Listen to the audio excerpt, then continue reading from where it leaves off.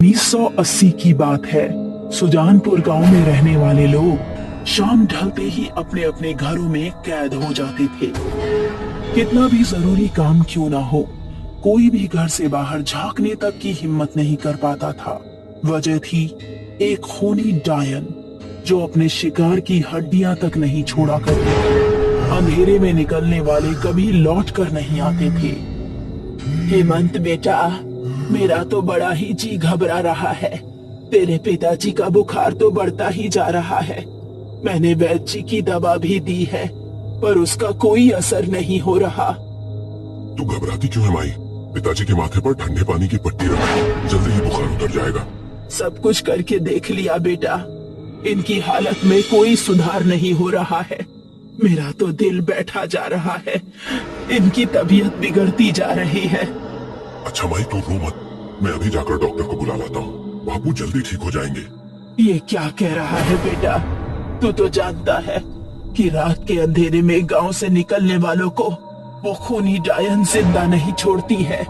तू कहीं नहीं जाएगा, समझा? तू मेरी फिक्र मत कर माई, मुझे कुछ नहीं होगा। मैं 1 घंटे में लौट आऊंगा, तब तक तू बापू का ख्याल रखना। ठीक है बेटा, पर बहुत सावधानी से जाना। मुझसे तेरे बापू की ये हालत देखी नहीं जा रही। इन्हें जल्दी इलाज नहीं मिला तो कहीं कुछ हो ना जाए, ये सोचकर जी घबरा रहा है। हेमंत अपनी बैलगाड़ी पर लालटेन लटकाकर अंधेरे को चीरता हुआ तेजी से आगे बढ़ गया। बैलों के गले की घंटियों की आवाज धीरे धीरे कम होती चली गई।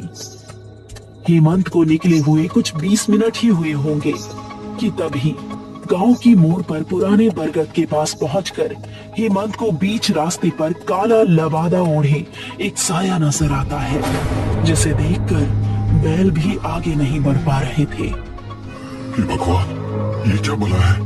कहीं ये वही डायन तो नहीं? इसे देखने के बाद मेरे बैल भी डर रहे हैं। हेमंत हिम्मत जुटाए बैलगाड़ी से नीचे उतरा और हाथों में लालटेन लिए साए के नजदीक पहुंचा। पर जैसे ही लालटेन की रोशनी में हेमंत ने उस साए का चेहरा देखा तो उसका विभस्त चेहरा देखकर हेमंत का कलेजा कांप गया। उसके हाथों से लालटेन गिर चुकी थी और उसके हृदय विदारक चीख से पूरा वातावरण दहल उठा। भगवान, मेरे बेटे की रक्षा करना। उसे गए 1.5 घंटे गुजर चुके हैं और अभी तक लौट कर क्यों नहीं आया? कहीं ऐसा तो नहीं? नहीं, मेरा बेटा आता ही होगा। कुछ देर बाद शांति काकी को बैलों के गले में बंधी घंटियों की आवाज नजदीक आती सुनाई पड़ती है।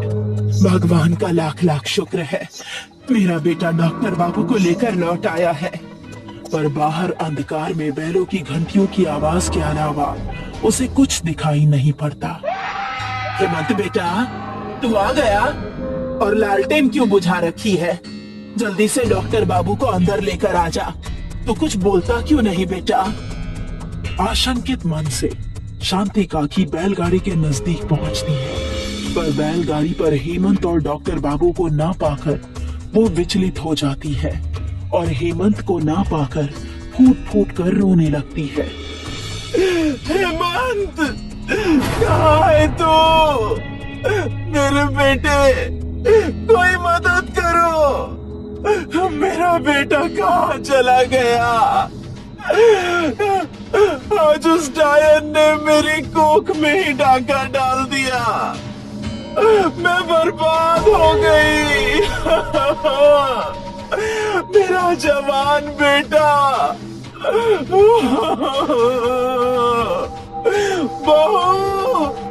बूढ़ी शांति काकी का विलाप गांव वालों के कानों तक साफ पहुंच रहा था। वो समझ चुके थे कि रात के अंधेरे में उस डायन ने एक और घर उजाड़ दिया था। खौफ दिलों में तांडव कर रहा था। ये तो बड़ा ही बुरा हुआ भैया शांति काकी के साथ। जवान बेटे और बीमार पति की मौत का सदमा ना सह सकी बेचारी और अपने प्राण त्याग दिए।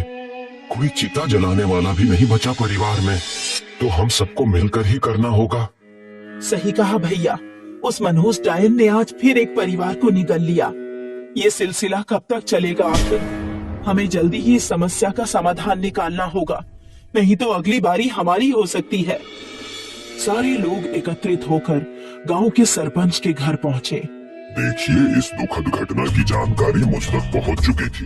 मैंने इस समस्या का एक समाधान सोचा है, पर तब तक आप लोगों को सब्र से काम लेना होगा और कोई भी व्यक्ति अंधेरा ढलने के बाद घर से बाहर नहीं निकलेगा, चाहे कुछ भी हो जाए। जी सरपंच जी, जैसा आप उचित समझे, पर हमें इस विपत्ति से बचाएं। आप जैसा कहेंगे वैसा ही होगा। रात में कोई भी घर से बाहर नहीं निकलेगा। गांव वालों के लौट जाने के बाद सरपंच का बेटा अभय उनसे बोला, पिताजी, आप गांव वालों से किस समाधान की बात कर रहे थे? क्या आपने उस डायन से बचने के लिए कोई युक्ति सोची है? हाँ बेटा, मैंने एक योजना बनाई है। आज रात मैं अपने आदमियों के साथ उस डायन का शिकार करूंगा। बहुत खून खराबा कर चुकी है वो, आज नहीं छोड़ूंगा उसे। पर पिताजी, इसमें तो बहुत खतरा होगा, कैसे कर पाएंगे आप ये सब? वो सब तू मुझ पर छोड़ दे बेटा, मैं आज उसे जिंदा जला दूंगा या अपनी 2 नाली बंदूक से खून डालूंगा, पर उसे जिंदा नहीं छोड़ूंगा। शाम का अंधेरा गहरा हो चुका था। आज अमावस की रात थी। अंधकार पहले से ज्यादा घना हो रहा था। दूर कहीं कुत्तों की रोने की आवाजें माहौल को और भयावह बना रही थी।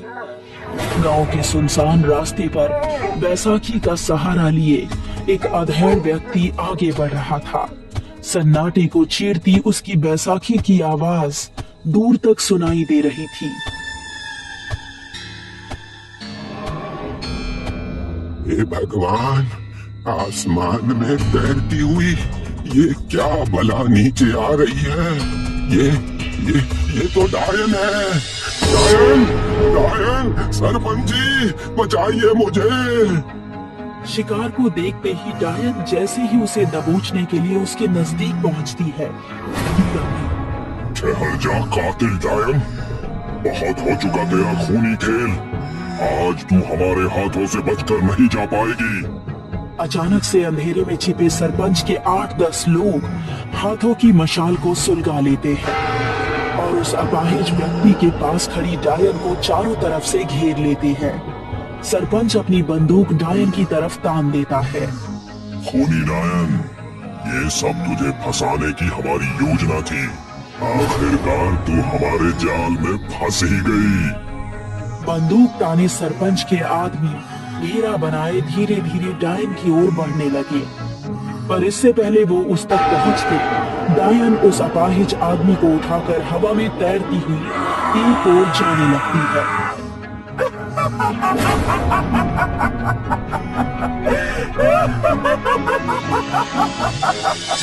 बचाओ, बचाओ, कोई बचाओ मुझे।